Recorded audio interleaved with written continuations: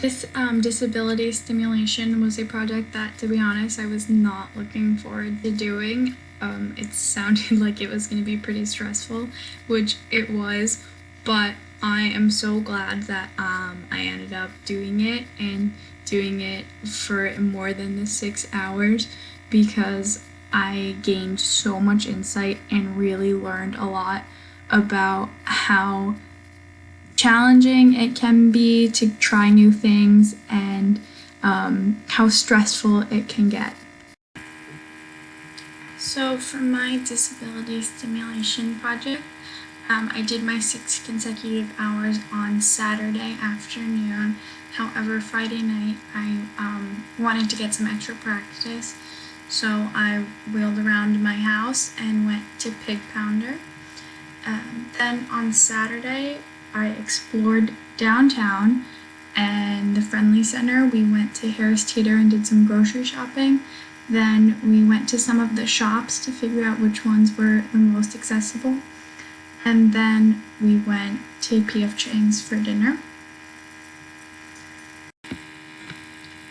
I felt really uneasy about going to new places. I didn't know if there would be a way to get in. I didn't know about any kind of bathroom situation, and I also just felt kind of unconfident going. I didn't know how other people would react, and there was just that extra level of stress added to everything I felt like I was trying to do. The social reactions, some people avoided me. It was funny, they kind of gave me a lot more room than I ever needed, and other people were very nice about it. I had a lot of people offer to help me carry a drink to my table or open the door for me. A woman in the bathroom helped wheel me to the sink. She saw me struggling. One thing that was kind of crazy was how many wheelchair or handicap bathrooms, wheelchair accessible bathrooms, didn't have an automatic door. That was a really big struggle downtown especially, and made it extremely difficult for me to feel comfortable in place. I definitely had some comments made though. Someone didn't help me open the door and then saw me struggling and apologized after and said, "Oh, I thought the door was automatic." And another person saw me in the parking lot and didn't say anything, and then I didn't have anyone with me, so I had to get the chair by myself in the car. And as soon as he saw me standing, then he wanted to come and talk to me. And that kind of made me mad because when he saw me in the chair, he wanted nothing to do with me. And then when he knew that this was just a project, then he wanted to talk. I learned that my house is so not wheelchair accessible. I wiped out a lot, as you can probably see. The only way to get into my house is through stairs. I can't get into the washing machine. I cannot reach a lot of the shelves in my kitchen, and there's so many steps throughout my house that I cannot get over. And also downtown was a big struggle. The sidewalks were very uneven. It's crowded. There's no way to know the right time to cross the street, and the cars don't really seem to care. But I did have some luck in the Friendly Center. Harris Teeter was very accessible, and P.F. Chang's was great. They got rid of the chairs so we could just wheel right up, and were very accommodating to getting us to and from the table and to and from the bathroom. And then when talking about environmental barriers, on Sunday it was raining, so I wanted to see how it would be to take the wheelchair out into the rain.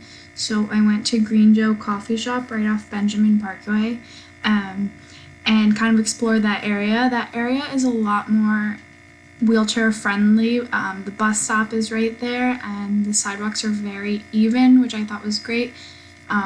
The cars seem to be more aware of me and more on alert than I noticed downtown, which I also enjoyed.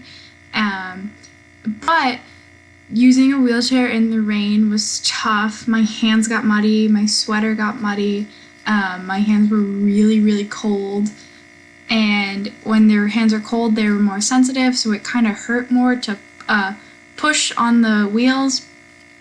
And then I felt like I was dragging mud into the coffee shop. I had mud on my hands in the coffee shop. I wanted to wash them before I touched anything, and it kind of just opened my eyes to how much of a hassle it was. I mean, no one likes the rain, but especially when it adds all these extra variables, it was really tough.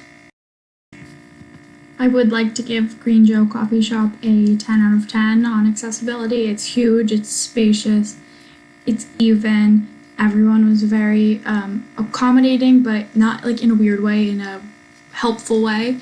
And at first, I tried to sit outside and the table wasn't high enough for me, but then someone pointed out that if you round the corner, there are tables that I fit into very well.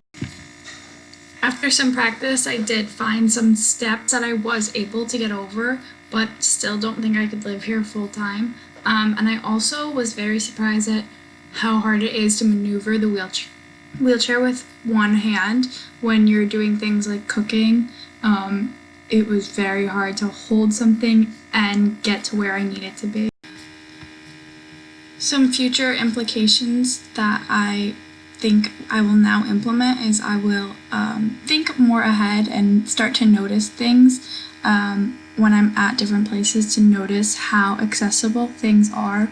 We went to one store in the Friendly Center to shop and we could not really fit. The store was too crowded with all of their show tables. So I don't think I'll ever shop there because I don't like how inaccessible it is for people in wheelchairs. All in all, I think this project gave me a great perspective on, kind of what it's like, a little bit more insight into the things you have to think about. I was talking to my roommates and we all just picked this house before we saw it, but if we had some kind of disability, we would not be able to do that and not have that ease. So it just made me think more about different aspects of life and how that looks different for other people. This project really got me thinking about how accessible the state of North Carolina is as a whole. And I follow this travel blogger called Curb Free with Corey Lee.